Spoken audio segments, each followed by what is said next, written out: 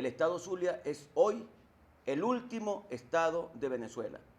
La tragedia que está viviendo nuestro país se intensifica profundamente en el estado Zulia. Nuestro estado Zulia tiene una situación absolutamente dramática en materia de previsión de servicio eléctrico.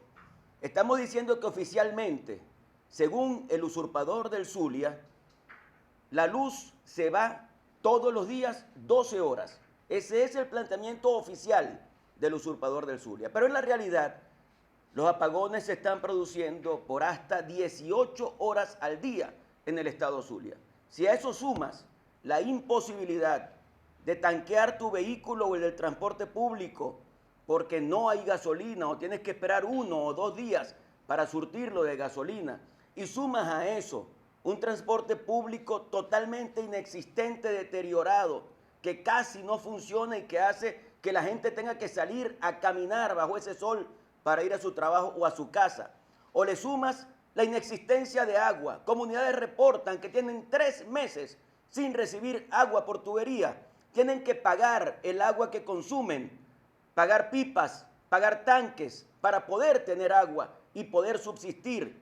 Pero si eso sumas que no hay gas y que la gente tiene que utilizar leña para poder cocinar, si a eso sumas que no se recoge la basura, pero sumas además todos los problemas nacionales que tienen que ver con el salario y con el poder adquisitivo de la gente, hasta el punto de que un salario mínimo no alcanza ni siquiera para comprar un cartón de huevos, llegas a la conclusión de que el Zulia vive una situación de tragedia, una situación absolutamente inaceptable. Y frente a eso, nosotros tenemos la responsabilidad, no solo de denunciar, sino de luchar para lograr que las cosas cambien. No hay forma alguna de que Venezuela, y particularmente el estado Zulia, pueda resolver alguno de sus problemas mientras Nicolás Maduro siga usurpando, como lo está haciendo, la presidencia de la República. Maduro se ha convertido en un cáncer para Venezuela. Maduro se ha convertido en la principal obstrucción para que el país pueda vivir bien. Maduro se ha convertido en el hacedor de desgracia en nuestro país. Se ha convertido en una persona que junto a sus cómplices han llevado a Venezuela a una situación que no es tolerable por ningún ser humano. Lo que está viviendo Venezuela es una tragedia humanitaria, una tragedia política, económica y social. Y nosotros tenemos la responsabilidad de actuar para que esto termine. Mientras esa situación se profundiza y se agrava, Maduro entonces viene a buscar una herramienta para tratar de disipar la atención del pueblo que está dedicado a ver cómo subsiste a esta tragedia. Y esa herramienta son los ejercicios militares. Ahora resulta que van a gastar centenares de millones de dólares cuando tienen a un país devastado para hacer ejercicios militares supuestamente para defender la patria. ¿Cuál patria han defendido? ¿Cuál es la patria que ustedes dicen defender? La patria que vive en una situación de infrahumanidad. Esa es la patria que ustedes defienden. La patria que ustedes han destruido hasta el punto de que no tenemos ni siquiera billetes que puedan servir para hacer las transacciones y que la gente cobre en bolívares y tenga que gastar en dólares. Esa es la patria que ustedes quieren defender.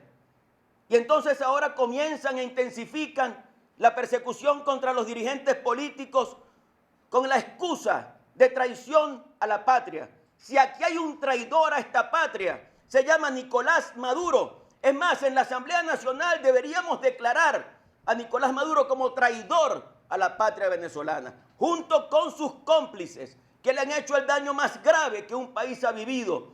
El Estado se hace para acompañar a la sociedad y este Estado lo que hace es intentar acabar con la sociedad venezolana. Y por eso nosotros, todos los venezolanos, y en este caso particularmente los zulianos que estamos viviendo la peor parte de la crisis que se vive en Venezuela, tenemos la responsabilidad de utilizar la Constitución Nacional para seguir ejerciendo presión que permita que se genere el clima adecuado para que se produzca un cambio en Venezuela. Esa es la lucha que tenemos que librar. Nunca perder la esperanza y siempre estar convencidos de que podemos vencer a los delincuentes que han asumido el poder en Venezuela de manera usurpadora y podemos llevar a Venezuela hacia una posibilidad de progreso y de bienestar. La situación se agrava en medio de esos ejercicios militares que se hacen en una frontera que ha sido totalmente abandonada por esta dictadura. Abandonaron el Esequibo,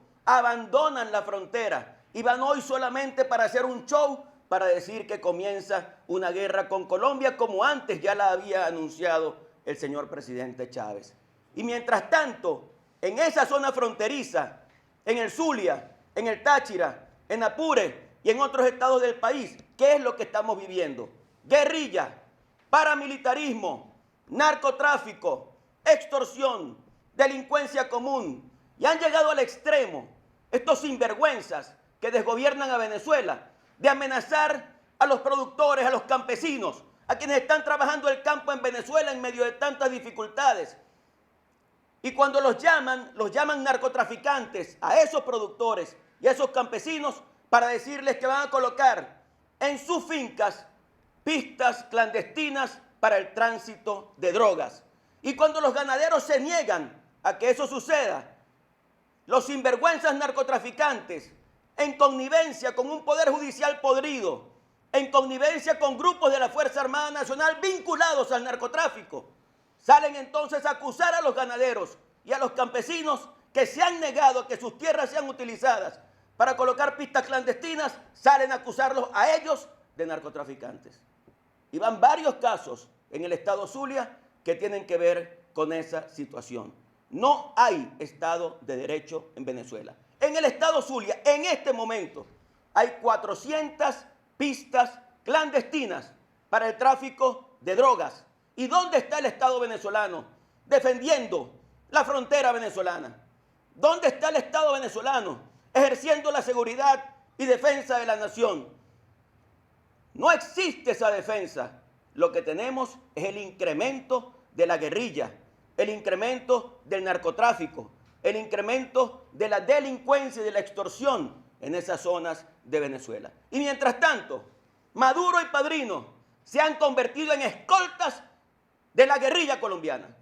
Esa guerrilla que transita libremente por las calles de Venezuela y que hace lo que le dé la gana en Venezuela, amparada por una dictadura que no le importa absolutamente nada el ejercicio delincuencial de esos guerrilleros ni del narcotráfico, porque lo único que les importa es mantenerse en el poder. Y para eso hacen alianza hasta con el diablo.